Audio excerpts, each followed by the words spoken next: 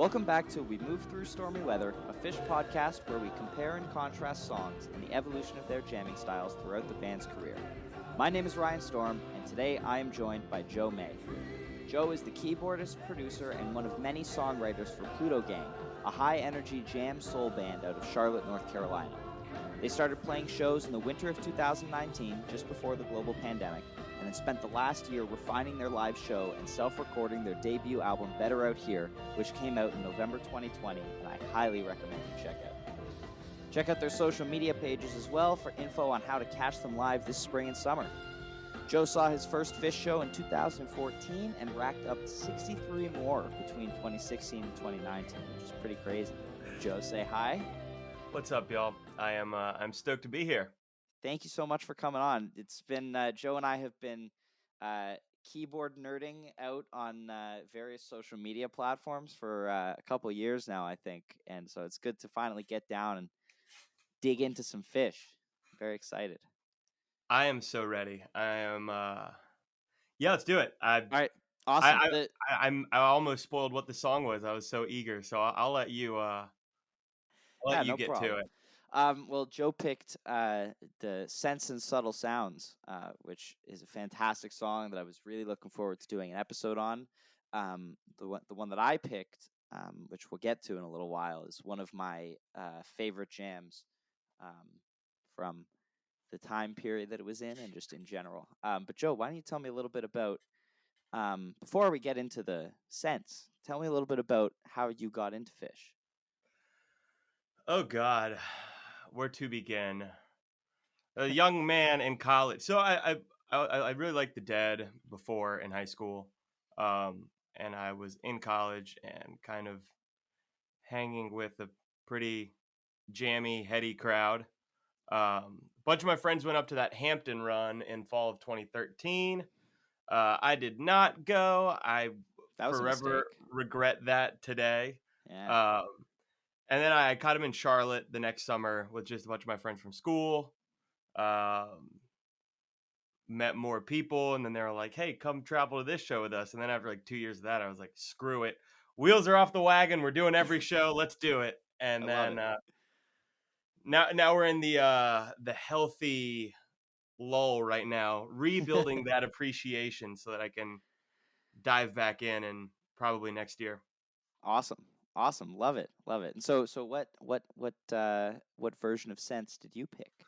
All right, today we are going to be doing July 30th, 2003. We're bringing 2.0. It is Big Boy Hours on We Move Through Stormy Big Boy Hours is an understatement. What is this, like the third song of the show, and it's half an hour long? Oh man, it's ridiculous. It is very brooding. That's like the adjective they use on the jam chart, and I'm just going to be abusing that word for the duration of this. Yeah. I was 8 years old. I had never seen Fish. I had never seen the song, and I am very ready to be called a cussy on the internet. Well, I was 3 at the time, so yeah, exactly. You know, I wasn't exactly into Fish either. Yeah, it was really cool. I think I'd only heard this jam once or twice before listening to it. I did my listening like an hour ago for this. I like to do it as close as possible to recording, so it's nice and fresh. I won't tell people on the internet you listen to something that wasn't 3.0. Your secret is safe. It happens occasionally. But one thing that stuck out to me in this jam is how I always start the episode with giving some sort of hot take on the other person's pick. But I think this jam really didn't feel like I really enjoyed it, but it didn't really feel like there was a ton going on for like the first 18 minutes. Like it kind of like sat there for me, and while again I enjoyed it very much, it just felt like the whole first large chunk of the jam was a lot of all four of them kind of doing their own thing, which was a very common theme at the time. Which is kind of the last 4 minutes of yours. Interesting. I don't believe that, but interesting. That's interesting. My pick, I'll say that now, is the Baker's Dozen version from August 4th, 2017, which is just phenomenal. I listened to that hundreds of times. I was In there. when I was in grade 12. Oh, you were there? Oh, Yeah. when I was in grade 12, this was one of the jams that I would listen to pretty much every day. Um, so like it's just So I mean, I I've memorized every note of it. I haven't listened to this in a while, Yeah. but this was Lemon Night was definitely my favorite of the Baker's Dozen nights I went to. Which Um, ones didn't you see? I'm assuming you saw I the went to the majority. last 5. Got it. Um, I went to the last 5. Lemon was definitely my favorite. There was something just electric. Something in the air that night. Yeah, I was alone. I was totally alone. I was meeting up with friends for the next 2 nights. I just like bought a single ticket. I was hanging with some dude from Chicago. Nice. Totally recognize him if I saw him again. Do not have any idea what his name was. And they just threw down. That's sweet. Yeah, this jam is just it's crazy. And I think the major difference I think between our two versions is yours is very Trey led. And this one, while Trey absolutely rips my face off for the first 10 minutes, there's a lot of Mike.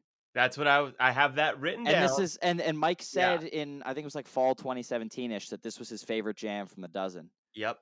And it's just he is absolutely ripping it up the whole time. Well, so I have that in my notes. I neurotically went through both of them again this morning and just like put timestamp notes that I'll save y'all the misery of going through all of that in detail. But like one of the main things is just it's not only Mike's playing, it's the tone that he's bringing forward. It's how he's sitting in the mix. Yes. Even when he isn't leading, he was already more pronounced in the Baker's Dozen version, and I think that lends itself to like confident exploration. Where Absolutely. there's that part in it's just like it's right in the middle of it where he just gets locked on this rhythm, and they just like form in single file behind him, Yeah. and whereas he's like accompanying the whole time, and Yeah, in the 2003 version. Yeah, the yeah, one thing um it was at like 4 minutes and something, like very early on in the jam. Mike finds this lick, and then Trey and Paige like almost immediately latch onto that lick. It's like the banana bum bum bum bum or whatever that was. yep, Early on in the jam, Mike finds it, and immediately Trey and Paige latch onto it, and they start building the jam off of that lick. And that was good such a cool memory. moment. It's And if exactly you 4 minutes. Ah, and if you watch the video, the camera's on Mike. He plays the lick, and then when you hear Trey copy it immediately after, Mike like cracks a grin. He's like, Yeah, "Ah, I did that." not And I've never watched the video. oh, see, I watched the video for both when I was doing this because there's video of the 2003 version as well. True. So it's just on YouTube, but I think it adds a different dimension when they're both available. This is a rare episode where both versions that we're talking about have pro shot video and soundboard And I audio. have seen neither of the videos. Well, you were at the show for one of them, so that counts. I guess. That counts. So how do we want to do this? Do we want to pick one and deep dive it? Pick the other? We kind of already started on the Baker's Dozen one. We Should we just keep on going. that? Yeah, Love that. Hey, we're already type 2 in the podcast. exactly. Every episode, it's all based around just tangents. It's great.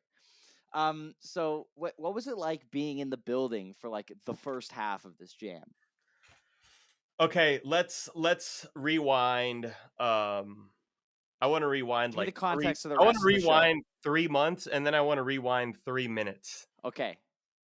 Well, it's like the grand picture because I was just ecstatic and happy to be there because like I had just graduated college. I just went traveling. There was no pandemic. I could do whatever in 2017. The dream. And I just went and like acted a fool in the Middle East for a while. I went to Israel and then just stayed for a month. I love Israel. Came back, just went on like a big road trip, went backpacking with one of my like old songwriting fish buddies. Got back. I was going to go to like the last 2 nights. And I was like, wait, what am I doing? And I just like got a flight way earlier in the week. Yeah. None of my friends were going to be up there yet. I just like stayed on my buddy's couch. I was sleeping on the floor. Went to the first 3 shows alone. And I was just like, viscerally living life and having a blast. So you So, saw the two shows you saw before this were Maple and Holes, yes, and then maple, holes, lemon, Boston cream, and and glazed. yeah, the one where everyone cried at the end. Yes.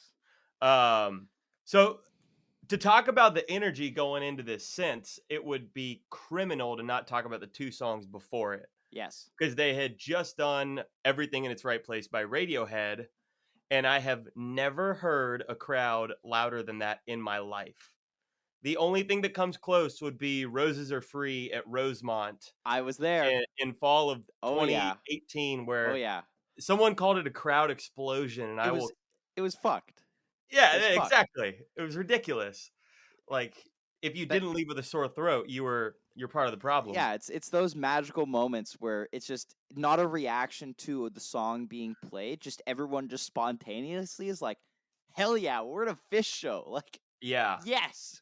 Well, so with that Everything in Its Right Place, like MSG already shakes, but it was rumbling from people just like, "Holy shit, they're playing Radiohead." Yeah. And it was not a very good cover, but it was so fun. And it was Yeah, just like people were screaming, having a blast, really dark. What's the use? I love What's the Use. I don't open my eyes once during that song.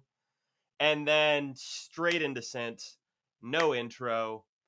You just knew it was like it took the breath out of everyone, yeah. and that's the energy I have to frame going into this jam. And it's only like 17 or so minutes long, but oh my god, So much packed into those 17 so minutes. much packed. I Yeah, think, and you can see like Trey is just full of energy going into this sense. Like he was laying back a little bit in. I mean, everything in his right place. He was dicking around with Fishman's vocals the whole yeah, time. yeah. You had the little chaos pad. Yeah, and what's the use? He can rip the melody to the song, but he's not really stretching out, and he goes into sense with this kind of purpose, and you can tell right from the beginning. It's like it's up tempo. There's energy. Like he's like, we're about to burn the building down again. Haha. And Yeah. yeah, So we're about to get into the jam. I got to yes, address the most important thing since you love to talk about the jams.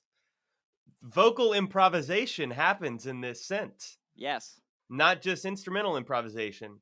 Because at 2 minutes and 45 seconds, there is a sucking on a lemon instead of, what is it, Colors in the Void. Colors in the Void. Yeah, So there's the first improvisational blip. They were boom. feeling themselves. Yeah, Fishman. It's Fishman, and the best part is in the video, he's not like grinning or anything. He's just in the Fishman zone, just Oh, yeah. sucking on a lemon. It's kind of Great. his face. That's his like focus face is sucking Yeah. on a lemon. It's awesome. But yeah, and you can tell, the rest of the band kind of starts. The jam starts very melodic, Yes. as a lot of Sense jams do, and the 2003 one does as well. But if you listen to this one, Trey purposely hammers some like power chord kind of things early on in the jam. Yep. That at least Fishman starts ramping it up, and then that causes Page and Mike to kind of start, jumping in a little more. Page is kind of playing this cool 3/4 rhythm there. It's like a Yeah. very, very cool. You don't see that a lot. Yeah. What's also really cool to me about Page in this jam is that he only uses piano and organ, which a lot of times, especially in the Baker's Dozen, he's flipping from piano to Wurlitzer to the Moog to the Voyager to the Rhodes, organ, cloud, True. whatever. But here he's very and it kind of lends it a bit more of an old school feel, just because Yeah. there's no synths or anything. It's just like the piano and the organ. Yeah. And so like Whereas the in that first what in the 2003 one, it's a lot of that, the clav with ridiculous sustain on it through Yeah. the phaser doing like the all that like stuff. And there's synth sweeps at the end like that one just after the 26-minute mark, there's like that huge CS60 swell that Page Yep. does. I was like, Yep. "Wah!" And there's some great roads in there as well. A True. few times, and I wish he stuck with that a little bit longer.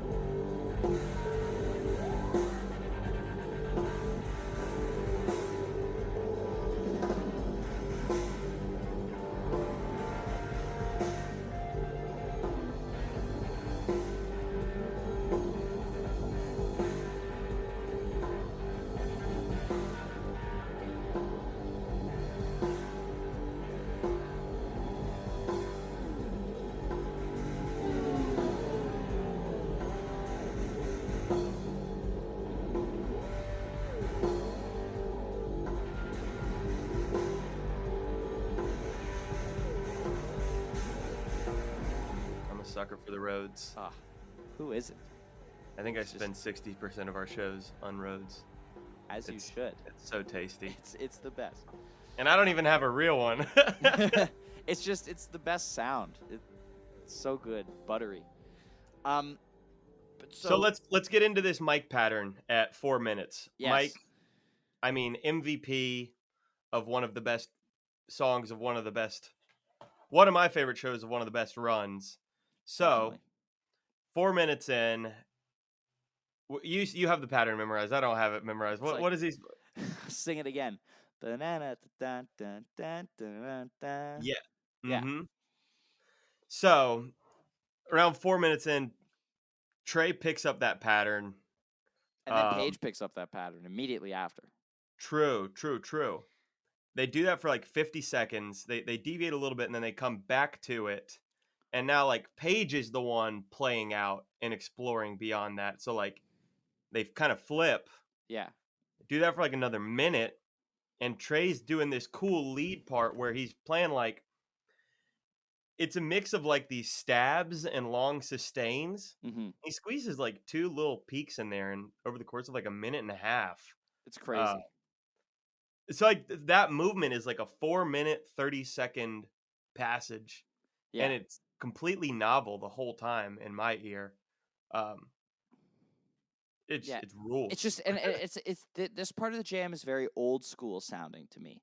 Just Yep. kind of like a build and a build and a build and then Trey just starts ripping. And when they find like the first white light peak comes at 6 minutes and 45 seconds into the song, True. which is Okay.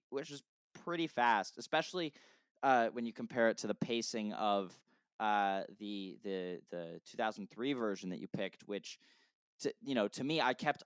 There were a few instances where I was waiting for them, like it sounded like they were about to go build up to a huge peak, but then they never did. We'll go into that one. I've got notes. Yeah, he's got notes.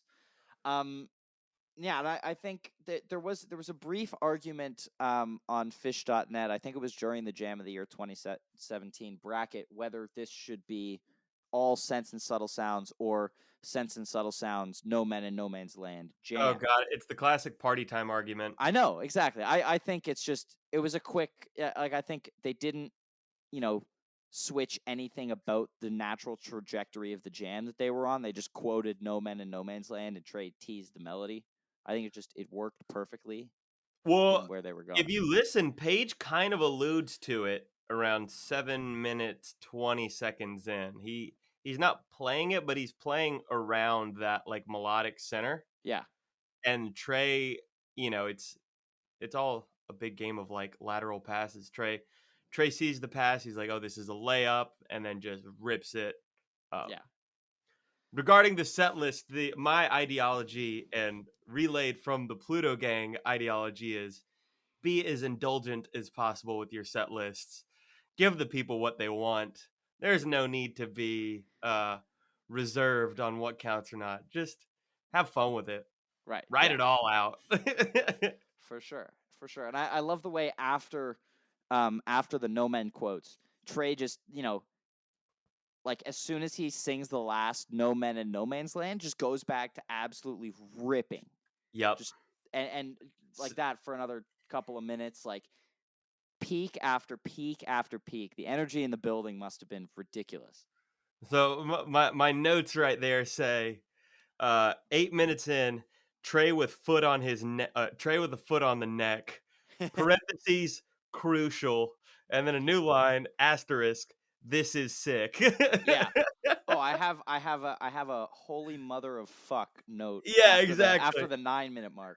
Yep. that whole like 8 minutes to 9:30 before Paige comes back in on the organ is just boom, back to back punches.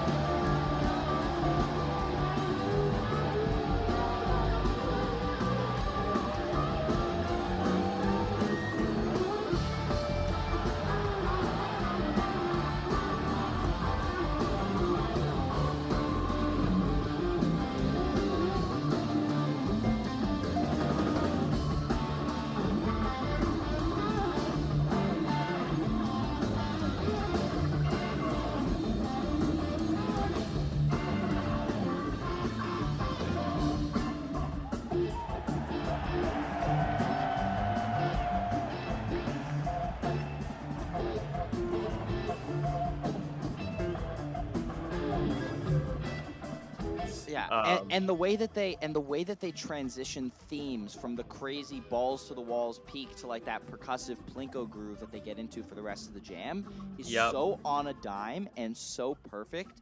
And I don't know how you possibly execute something that well live on stage. You're just winging it, man. Like You never know. like You never know what's gonna happen. yeah, but like, and it's not like they all like looked at each other for like like a full 30 seconds before, and they were like signaling or whatever. Trey like kind of glanced at Fishman. It was like Yeah, a like a quick glance, and then that's all you perfect need, man. transition. It when you're harmonious on stage, it was It's awesome. yeah, yeah. It's so fun. It's It's fun awesome. listening to it. There's nothing more fun than playing in a band that's being like turning on a dime. We This played a is show true. like a month ago and we like totally switched our stage configuration and we were just like me and the drummer were like facing each other because we were sideways. Yeah. I was over at his house 2 nights ago and we were just talking. We were like, we have to have eye contact all night because that was like we were just like left turn, right turn. Uh, we were Awesome. slalom skiing. I love it. I love it. Then just this like it's like this Mike is in this like tropical kind of groove bassline Yep, thing. yep. And they're just plinkoing. So this is where jams go to die. Really? That that You're not a like fan of the that plinko. that like organ staccato thing. Trey and Mike just messing around. I feel like so many jams go there and it's like, all right, cool. We're gonna sit here for 4 minutes and it'll slowly fade out at the end, and then they'll take it into Prince Caspian or something, I mean, which is pretty exactly what happens. but it's a pretty incredible Caspian that, Oh you yeah. know. Oh no, nothing bad about it. But I feel like when I hear Yes. that like switch to the organ, that's when I kind of know that they're like if not wrapping it up, but like not they're gonna sit in that groove and it's gonna be a little like dance party for a little bit. Mhm. But they're kind of they've wrapped their That's an Magellan interesting or take. their crazy worldly adventures. That's an interesting take. I mean, the second, movement of the jam is very much page led as opposed to the Trey Yeah. centric first part, and I really am like I was really drawn to what he was playing on the organ in the second half, and how like Trey is mostly hanging back for the second part with lots of like delay, and Yep. he's playing more atmospheric stuff than leads. But there are a few times where he kind of like surfaces and like mirrors some licks that Page is doing. Like there was one Mhm. descending lick at one point that I found like there was some great interplay between the two of them, and just every so often my brain would just kind of like it would just like switch to Mike, and I would just be floored over and over again by what he's playing because he's just so on in this jam. And the whole song. It's crazy. It was crazy. Um, and oh, I forgot to mention earlier when they're like really peaking before Yep. the transition, Mike brings back a couple of times that lick from the beginning of the jam, which I thought was Oh, really really nice. cool. I haven't noticed that. Yeah, he just like it's one of those things where like you really have to like focus on listening to Mike, and then you like really appreciate like how insane of a bass player he is. Oh, well, he's very melodic. So Yeah. like um he kind of deviates from that like classic funk attitude of hit the one and explore in between all the ones. Like that's like the Yeah, Bootsy secret to playing fat bass lines. Hit right. the one and see what you can do for 3 notes. Exactly. And God, that is a recipe for success. Oh my God, nothing but good things to say for that. But Mike is very melodic and like he too is exploring like scales and modes to see where it could go. And I mean, we reap the benefits here. So Yeah.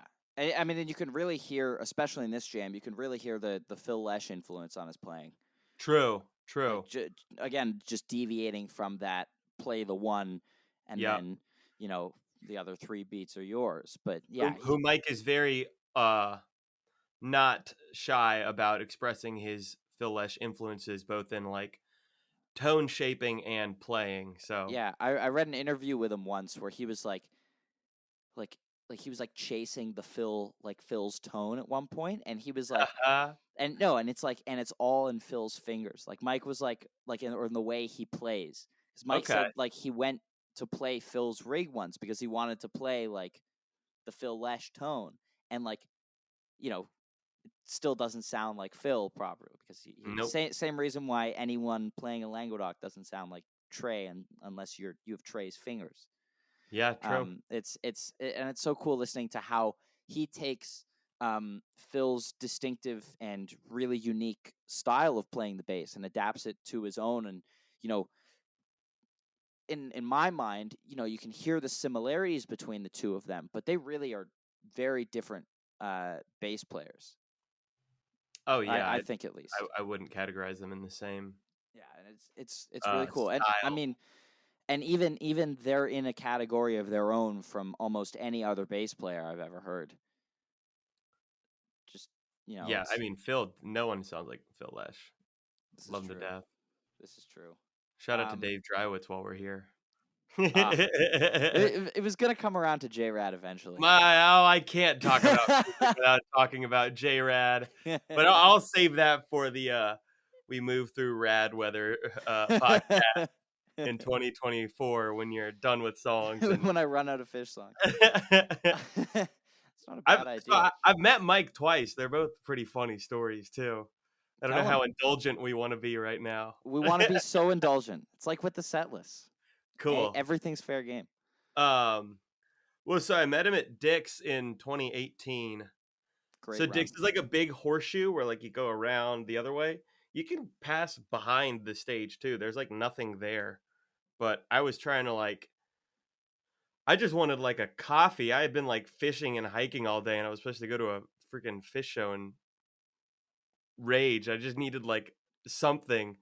And I was like going around the back because there were like the coffee machine was broken somewhere and I'm walking around the back concourse and Mike is just standing in a doorway just hanging out. And I was Ah. like, "Yo, what's up?" It's like, "Oh, hey, how you doing?" Like he was just waiting for a friend to come by, and I was like, "Uh, can I get a picture or something?"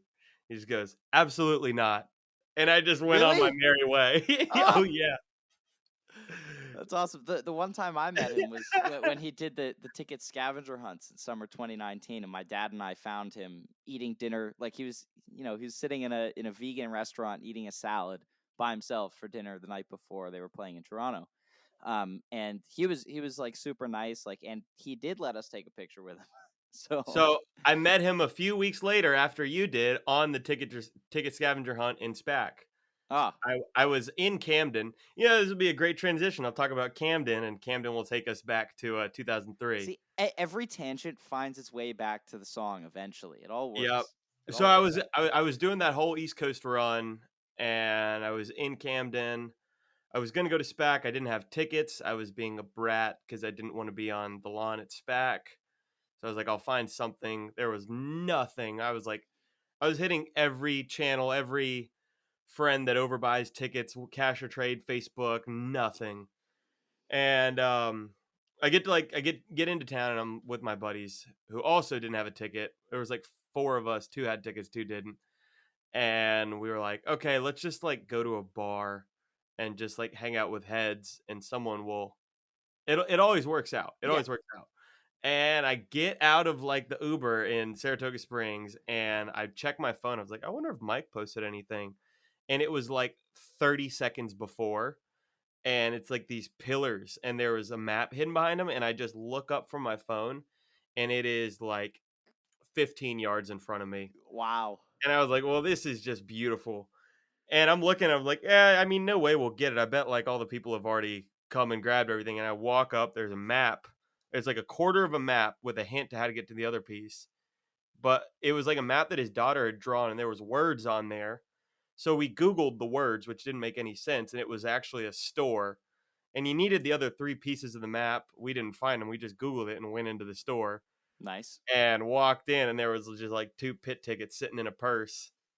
And I walked out. And I was like, "Hey, Mike, we got the tickets." And he was like, "Holy shit, that was fast!" Like, then we hung out with him and his daughter, had a super cute day in Saratoga, and then I was second row back for the guy getting on stage, uh, like trying to run at Fishman, which you said there wasn't video of. Yeah, there was no webcast of that, and I didn't know that even happened until you Oh, told me dude, about it a I'll couple of text months you. ago. Did I text? I sent you that video of them like having fun. Yes. I don't think I've seen Check you out one Pluto Gang Band on TikTok if you want to see that video. of. That's where it is. It's a pretty good video. I think I tweeted it out a while ago too because Yeah, it was a we're great trying to video. reconnect with our Gen Z demographic on TikTok. I It's mean, it fun. seems to be working. Dude, it's super Um, fun. but yeah, it was. I had a similar thing with you where I saw the clue like immediately after he posted it, and I was sitting in my bedroom. I was packing for camp, and I go on Instagram. I see that he posted it. I run into my dad's office. I'm like, "Where is this? We're getting in the car now." It was like Nice. 15 minutes from where we live. We drove down. We didn't get the tickets, but we found Mike. Okay, cool. So we ran into Mike. You know, But my did you heart have tickets? stopped. Yeah. We already had Then tickets. you're good. Yeah. We were like page side, like 7 rows back from So the fun. pit. It was fantastic seats, so it was great. Yeah, it was just fun. Anyway, so speaking of Camden, let's Yes. talk about this. Let's talk about this sense from 7:30:03. Big 30-minute Let me switch pages monster. in my journal. Oh man, Have I'm you not seen as. Have you seen the show The Boys? Yes, I have. Okay, this jam has the same emotional arc as the character Homelander. Interesting. So it starts off with this really like Well, beautiful first of all, parading. spoiler alert: if you haven't seen The Boys, just if you're Watch that planning on shit. watching it, just watch the first episode, and then you'll understand what we're talking about. Watch the first episode and then the last 15 seconds of the last episode. Anyway, um so it starts off the same way every sense does with that beautiful like DA. It's very pompous and not pompous, but like it's regal. It has pomp and it's pretty. Um I can go into my hot take about how it's the same song as Harry Hood. Um I mean, it's a very similar beginning of the jam. yeah, it's the you can It's feel DG, good. isn't it? Good. It's like yeah, DG. Hood plays A. That's where I Yeah, got that from. yeah, It, like walks. I hear that like implied yeah. You A. know what? I haven't thought about that, but it is one of those things where it's the same chord progression. So yeah, you could So, transpose. but you can You sing could them put. together. It's you can feel good, good, good about Hood. Colors in the void. That Good, good. You can just totally overlap them. would be a They funny don't shtick. step on each other. Fish, if you're listening, you should do that. It's also Deal by the Grateful Dead backwards. Yeah. Oh yeah. Slightly out of order. Yeah, yeah, 2/3 backwards. I love drawing parallels to different songs. It's really cool. So no, this Homelander allegory, it starts off with this beautiful parading like nobility with that beautiful jam. Then it gets into this brooding, like emotionally complex brooding state. Um, Which lasts like that's from like 15 eight. minutes. Yeah, well, no, that's from like 840 to 1720, Yeah.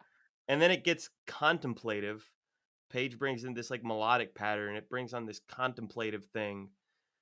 And then like 20 minutes in, Trey comes in with what I call the lion's roar of Yes. guitar tone. Yeah, I And have that's just like this victorious, like, ah.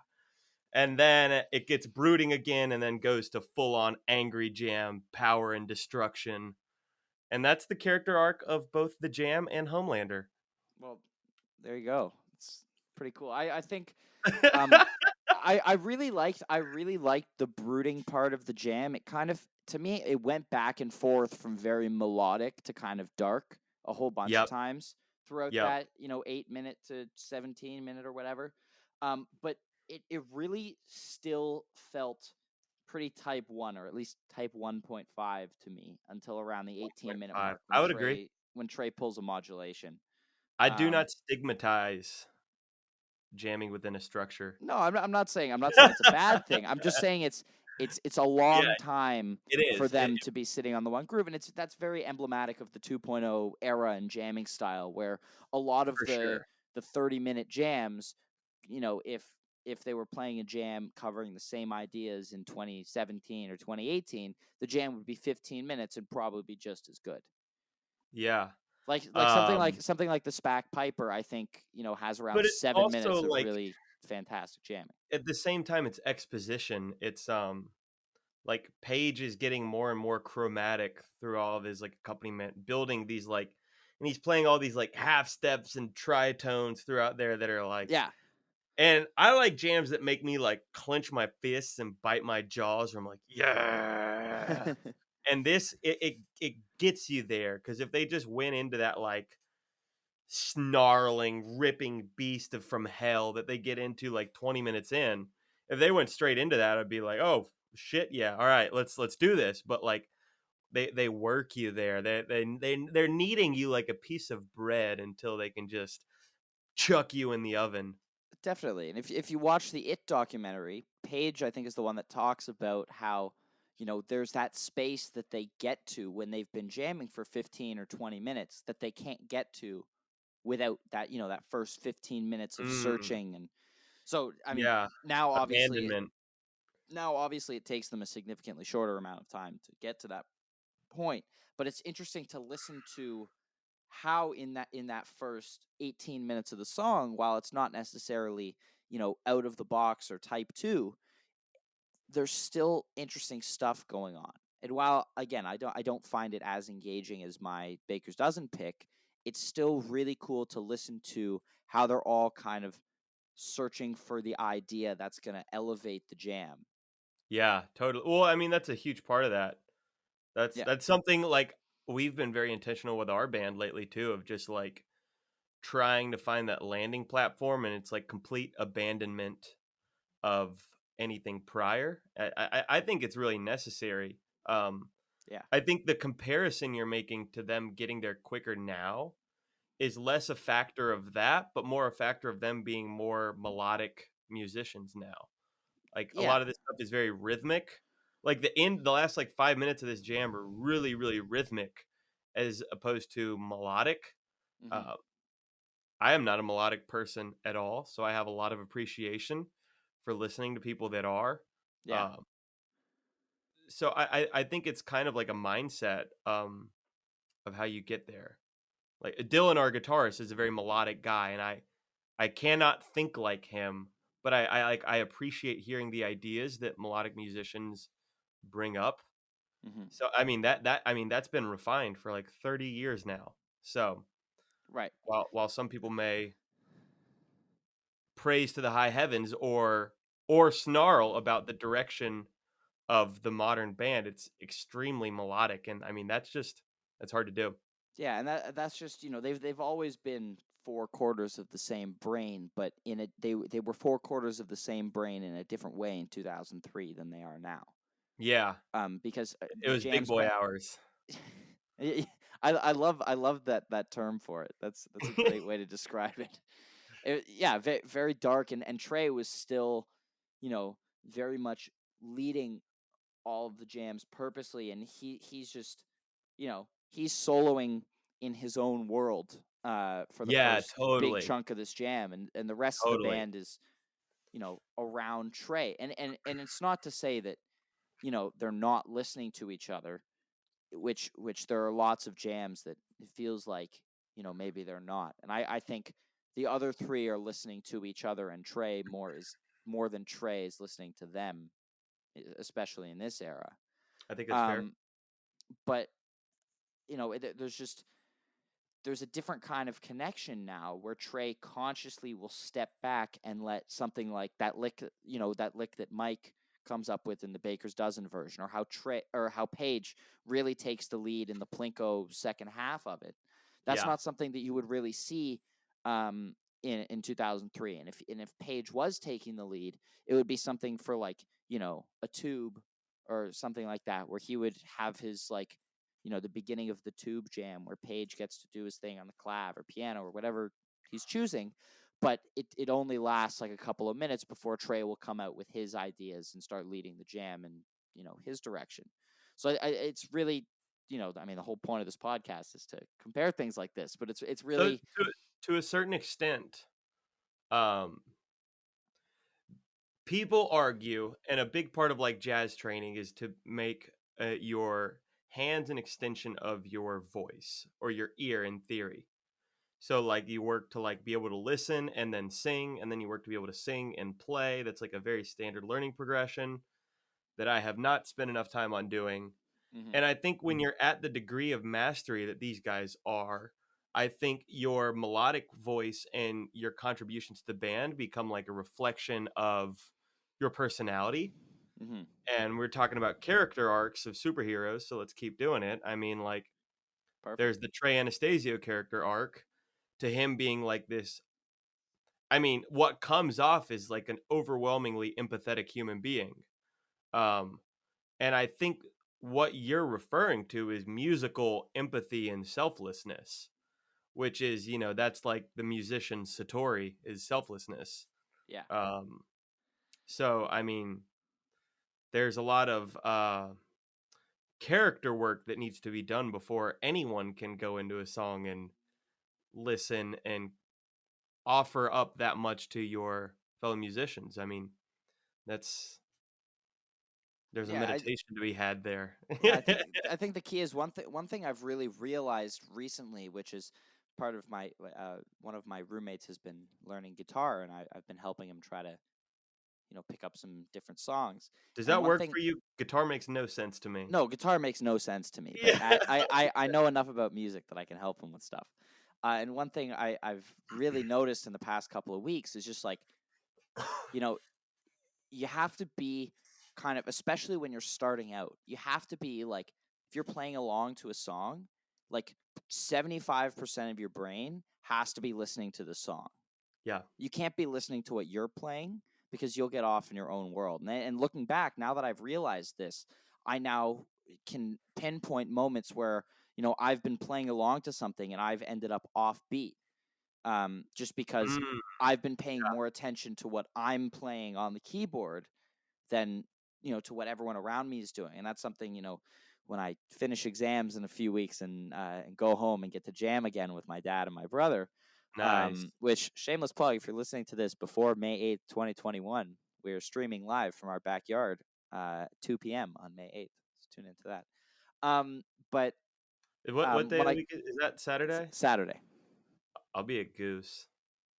It's a pre-show for the Goose. It's in the Oh, afternoon. it is. Yeah, yeah. It's in the Oh, afternoon. I could probably listen to it in the car on the way there. Yeah, do it. Hell yeah. Anyway, so I now I'm gonna go back with like a new emphasis on listening to what they're playing and less focus on what I'm playing, which is just it's an interesting idea, and I think it works no matter what kind of music you're playing. I think it's such an important thing to do. Shout out to all the monitoring engineers in the music world. You guys are MVPs. Yes, make We it we so. have we played our album release show, and like I couldn't hear one. Something happened with like the opening band was using our guitarist amp, and then something switched, and I just could not hear him for the first set, and it was just like, Yeah, not so good. yeah, the listening game, man, Well, is yeah. just So we have to be when we're playing in our backyard. We're just in our backyard, so we have to like angle everything properly. So like, and yep, and the drums aren't mic'd. Obviously, nothing's mic'd. yep. We just have I have my keyboard amp. My dad has his guitar amp. We have an amp for the vocals, So and I then don't play with a keyboard amp. drums. I've never done it. You just go through the PA. I can barely. I used to barely hear myself. Now I've got our new console that I can like have a custom monitor mix, and I've That's good. started wearing my little earpieces, and I'm like getting used to hearing myself. And I've like always come like so backwards from that, where it was like I had to just like know what I was playing sounded like, Yeah.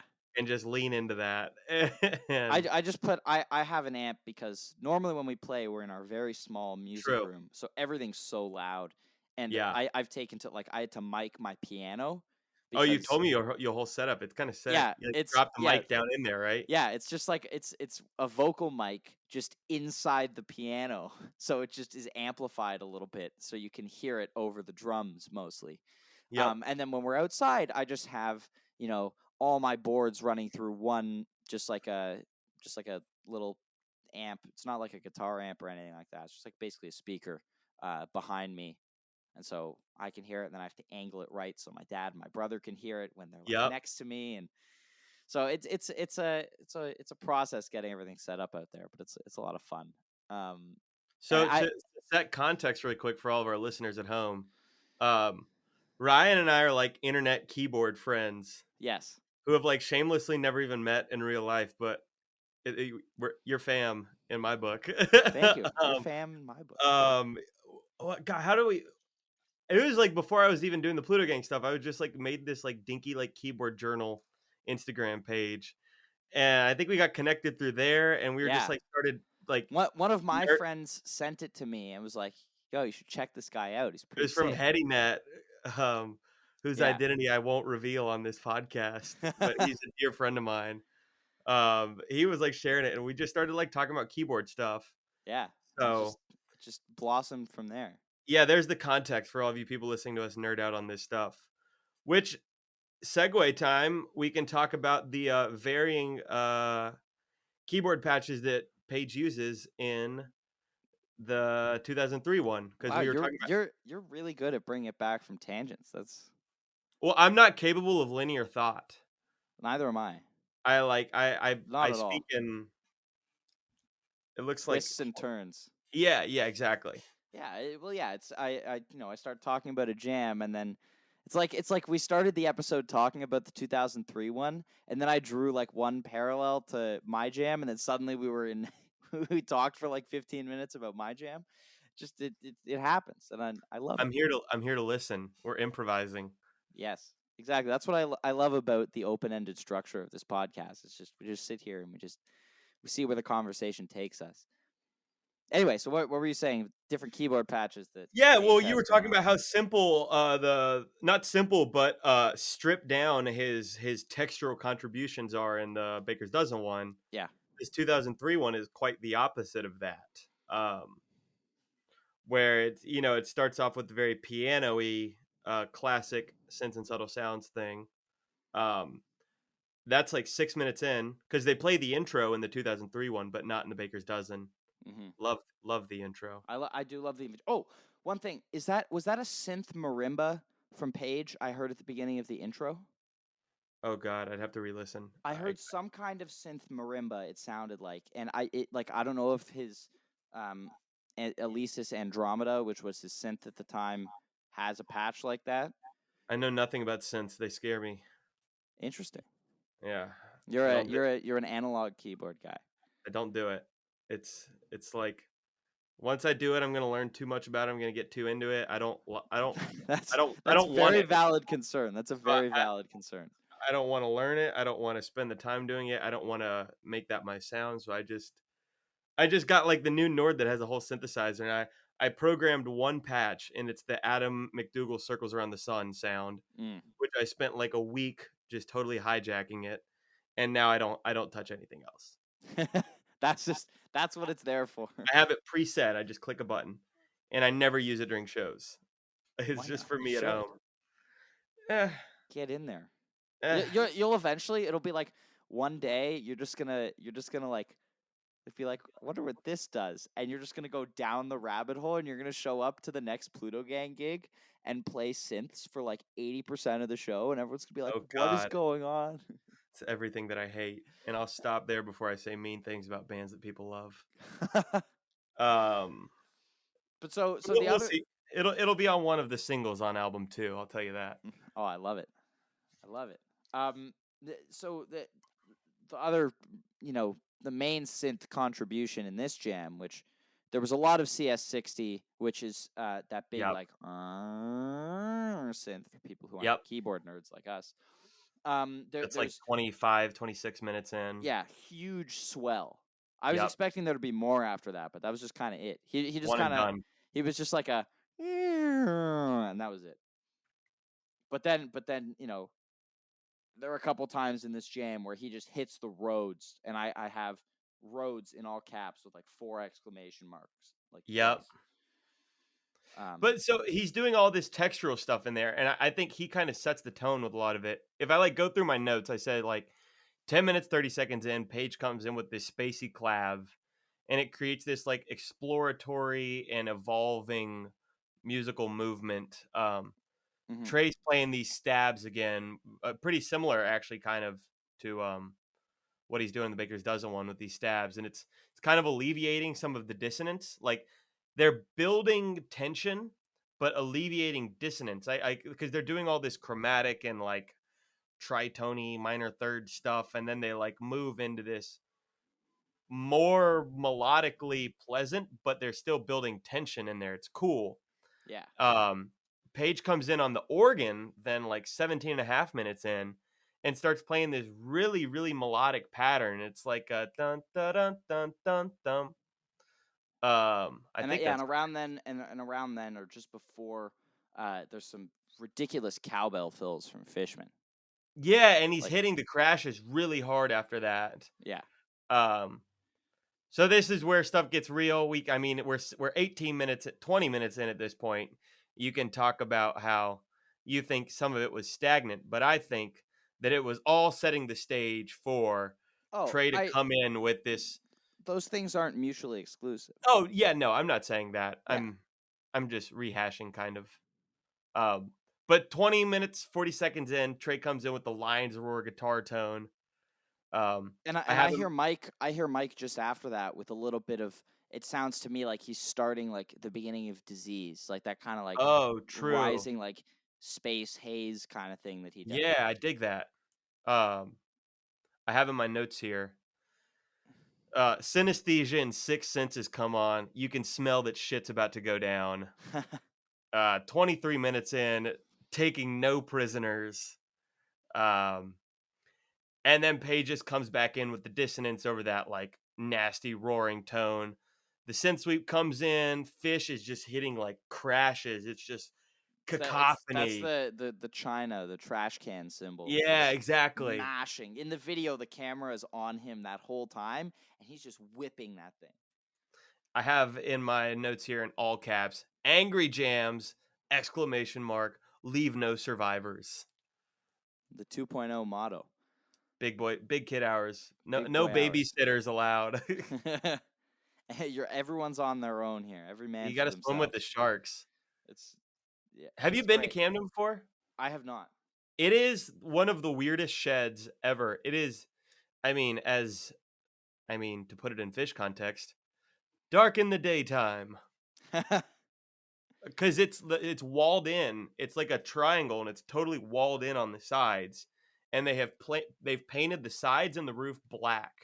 Oh, And the roof of it is significantly lower, like maybe halfway as low as any big shed they play at.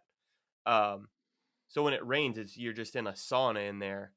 But like and it it is rained literally in 2019 there. it did. My parents were And at when those. oh god, it was dumping. Yeah, But like when they bring the lights down in there, it is like effectively nighttime at 7 o'clock in the summer, especially yeah, if you're further up front. So like I can only imagine, it's 2003. They had just introduced this song. They played it like 4 times that month or something like that. I have no clue what the sentiment was in 2003, but if you didn't come out of that experience after 30 minutes and you're like, this is a ripper, I love this, welcome to the catalog. yeah. If that didn't For sure. happen, well, that would just indicate that people have had the same attitude for 20 years. Yeah, and one last thing I do want to mention about this jam is how it Trey kind of sounds like he's playing a variation on the Axilla riff towards the end. Like Mmm. it's not quite the same thing, but I was hearing a lot of similarities between that kind of power chord nastiness thing that he was doing Yeah. and the Axilla riff. Interesting. I don't know I'll if have you to heard that. re-listen to that. No, I'll have to go back to that. It was that was a really cool thing for me, I think. I would not hold it past the clever fella.